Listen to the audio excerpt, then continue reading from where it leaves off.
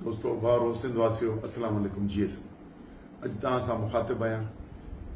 सिंध जे हिन ताक़तवर आवाज़ जेको पोयनि 8 महीननि में उभरी सिंध जे कुंड कुड़छ ताईं पहुची चुको आहे, जंहिंमें सिंधु दरिया खे बचाइण जूं सभु तहरीकूं इनफरादी, सियासी ऐं सिविल सोसाइटी, नौजवाननि, वकीलनि, भेणुनि, औरतुनि, मर्दनि जंहिं ताक़तवर अंदाज़ सां तहरीक खे ताक़तवर करे ऐं सिंध जे रोडनि ते अची विया आहिनि, उन्हनि खे मुबारकबाद ॾींदे, उन्हनि खे साराईंदे या गुज़ारिश था कयूं त पंहिंजे हिन तहरीक खे अञा ताक़तवर करियो त जीअं नतीजा खेसि थिए। इन विच में 8 जुलाई 2024 ते हिन सिंध दुश्मन मनसूबे या 6 कैनालनि ठाहिण जो जेको अप्रूवल मुल्क जे सदर आसिफ अली ज़रदारी ॾिनो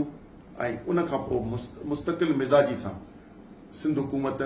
ऐं उन सां लाॻापियल सभु माण्हू कूड़ ॻाल्हाईंदा रहिया ऐं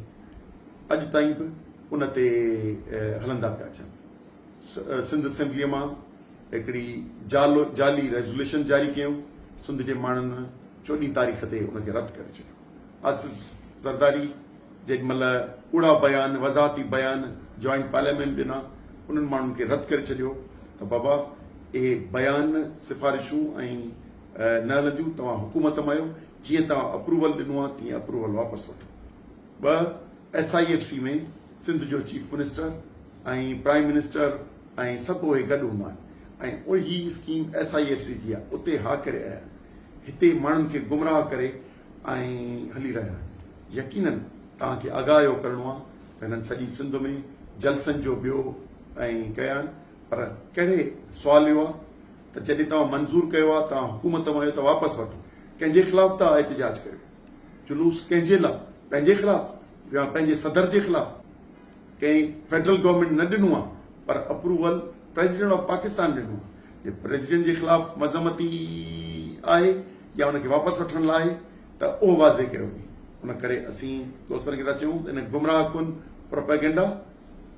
गुमराह कुन इहे प्रोग्राम जेके सिंध जे माण्हुनि खे वरी हिकिड़ो नओं धोखो था ॾियणु चाहिनि त शायदि इहे हुकुमरान जमायत बि इन इतिहाद में इन्हनि कैनालनि जे ख़िलाफ़ आहे। पर तव्हांखे ॿुधाए छॾियूं, इहे जेके बि गॾिजाणियूं रिथियूं वयूं आहिनि, इहे सिंध जे माण्हुनि खे वरी हिकिड़ो धोखो ॾियण लाइ आहे त जीअं सिंध जे माण्हुनि जी इहा जिदोजहद थधी थिए त हीअ अॻिते न वधे ऐं हीअ ॻाल्हियुनि में जेको अप्रूवल आहे इहो वापसि बि न वठनि ऐं इन्हनि स्कीमुनि ते अमल दरामद थी वञे, 6 स्कीमुनि ते। उन करे चोलिस्तान जी स्कीम हुजे, ग्रेटर थल कैनाल जी स्कीम हुजे या जलालपुर कैनाल हुजे, इहे सभु नाजाइज़ नमूने सां पंजाब में ठहण जो सबबु पाकिस्तान पीपुल्स पार्टी आहे। उन करे अचो त ताक़तवर नमूने सां मुल्क जे हुकुमराननि और फेडरल गवर्नमेंट हुजे या प्रोविंशियल गवर्नमेंट हुजे, जेके इनखे अमल दरामद करण में कमु करे रहिया आहिनि, उन्हनि जे ख़िलाफ़ ताक़तवर आवाज़ सिंध जो ऐं जिदोजहद जे ज़रिए ताक़तवर अहिड़ो आवाज़ पैदा कयूं जो सॼी सिंध उथी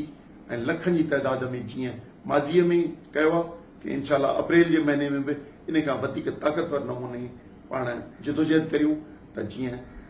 सिंध दुश्मन मनसूबा दफ़न थी सघनि।